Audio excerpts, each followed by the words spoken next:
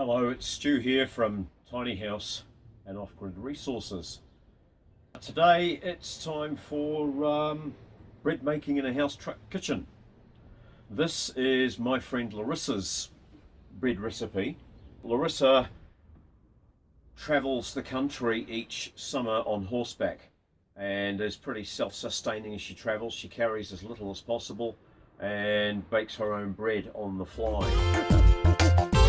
So, her recipe calls for something that uses a minimum of ingredients, a minimum of cutlery and crockery and bakeware, because everything she carries on a horse fits in 2 pannier bags and a roll behind the saddle, and she's away from home for up to 2 months at a time.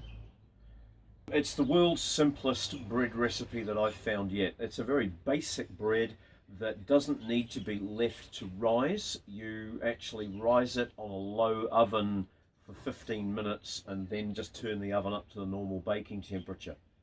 So it's a clever little bread and it tastes amazing, and it's a base that you can play with by changing the amount of wholemeal flour to white flour ratio.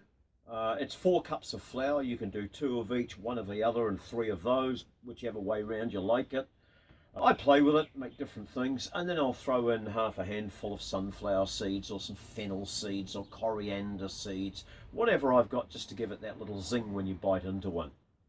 So without further ado, all you need to do is get yourself a measure. A cup can be any damn size you like. It can be a cup or it can be a mug cup. I don't mind. There's no rules in this game. What we're going to do is we're going to put in 1 cup of hot water and 1 cup of cold water after we've dissolved a tablespoon of sugar in here. So, a tablespoon of sugar. Stir it until it disappears. Once the sugar's gone,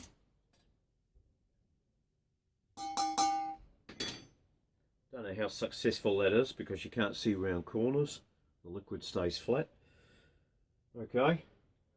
If we put in a cup of cold water now, that will bring it back to tepid. And when it's tepid, we can add the yeast.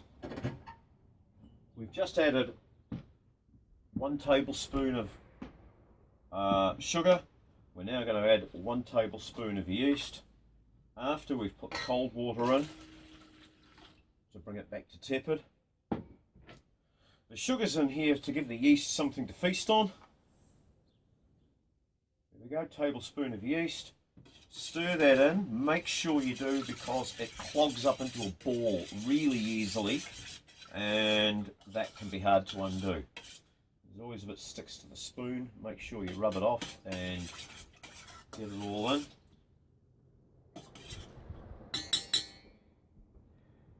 Now what I do with that is leave it for 15 minutes until it just starts to bubble on top, and then I put the dry ingredients in and make the bread. So we'll have a short break for a moment. During that break, I'm going to tell you a little bit about Larissa's bread recipe. Larissa travels each summer on horseback around the coastline of New Zealand. She's done all of the South Island, and a week ago she embarked on her 2nd summer of riding the North Island. She's already done around the Wellington coastline down the bottom, and she's now heading up through the Wairarapa and into Hawke's Bay. She may make it as far as East Cape by the end of the holidays, or she may not. Who knows? We won't be hearing from her for weeks. She has a Facebook page called Horsing Around New Zealand, if you'd like to go and keep up with her on there. But we won't see her again for another couple of months. Larissa is the 20-something year old chick that I have been helping build her own miniature tiny house on the back of a ute. It's a removable polypanel structure that is fitted out with bare minimum of everything. It's got a lift-up roof, which she's engineered herself, and she's one clever lady. And this is her lightweight bread recipe.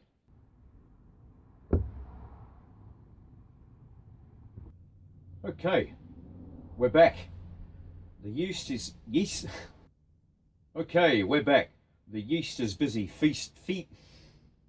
Okay, we're back. The yeast is busy feeding on the sugar in the bowl here, in the still lukewarm water, and we're about to add the dry ingredients.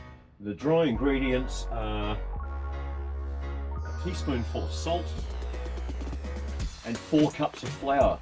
As I mentioned earlier, you can change the ratio of the flour between wholemeal and plain flour to your tastes. I'm going to put in 3 of normal flour,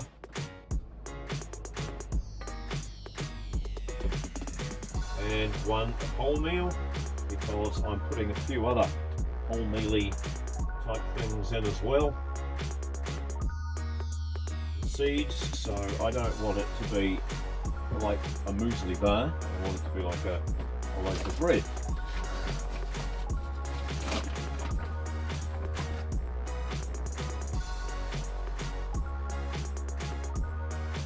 Okay, 4 cups of flour, salt, mix it all in. And as we mix it, we can put in our options. I'm going to use, what do I got?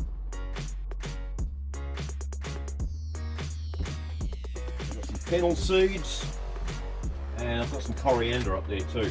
Coriander's always a bit of a treat. Whole coriander seeds, when you bite into them, explode with a burst of wonderfulness inside your mouth.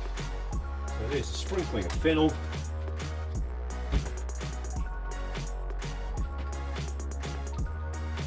Coriander, put about the same amount in. That's probably a dessert spoonful. Less, certainly not more. We'll mix those in. We end up with a fairly wet mixture, and that's just the way this type of bread is.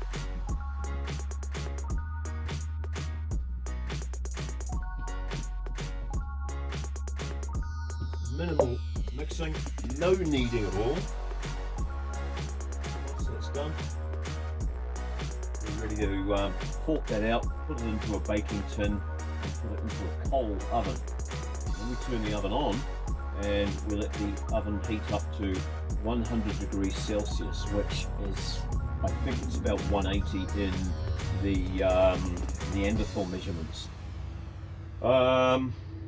After that, after it's risen for around 20 minutes to half an hour, I like to just watch it, and when it gets to the top of the tin, then you can crank it up to the full normal bread cooking temperature, which is a 180 degree oven. I think that equates to 350.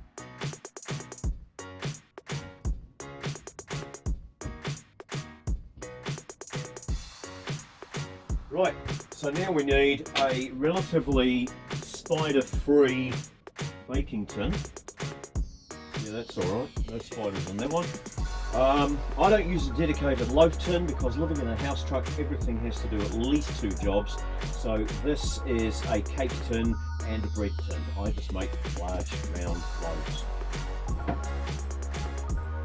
So in this goes.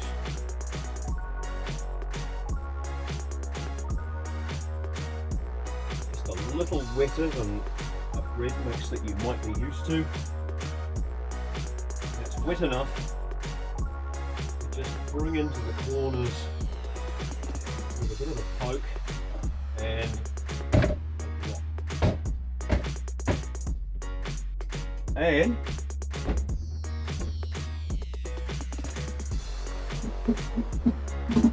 now we're ready to put that in the oven. Okay, so this is my 40-year-old gas oven, which still does the job, so I don't see any reason to get rid of it until it doesn't do the job anymore. So we'll light this,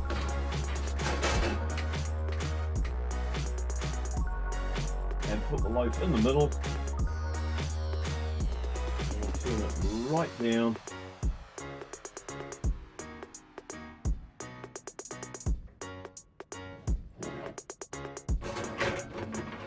We'll be leaving that in there for 15 to 20 minutes to rise.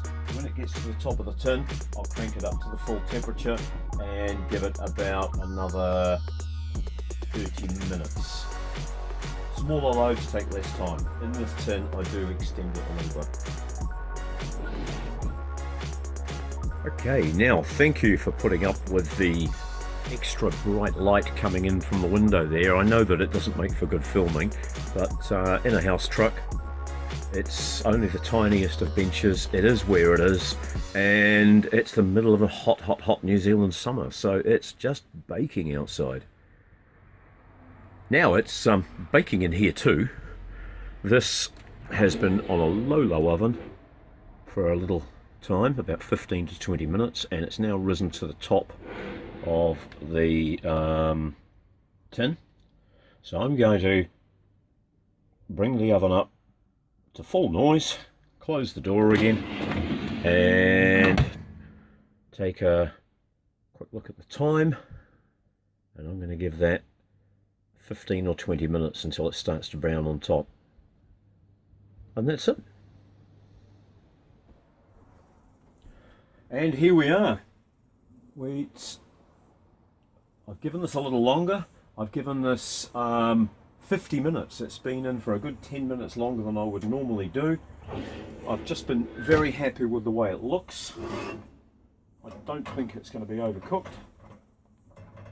But I'm just going to leave this on the bench to cool for a while, and then we'll tap it out of the tin.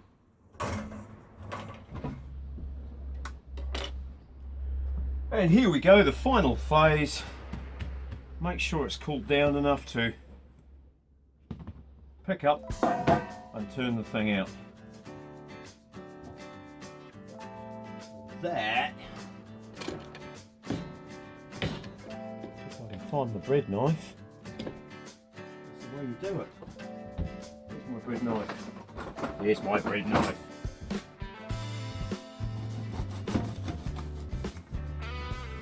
Oh, but the fennel smells amazing. It's a faint licorice smell for anyone who's not used to it. I'm well pleased with that. A loaf like that lasts me half a week, 3 to 4 days. So, thanks for hanging out with me again. Don't forget to hit the subscribe button if this is the kind of thing that you enjoy watching and you'd like to see more of. And ring the little bell too, because that'll give you all the notifications each time I make a new video.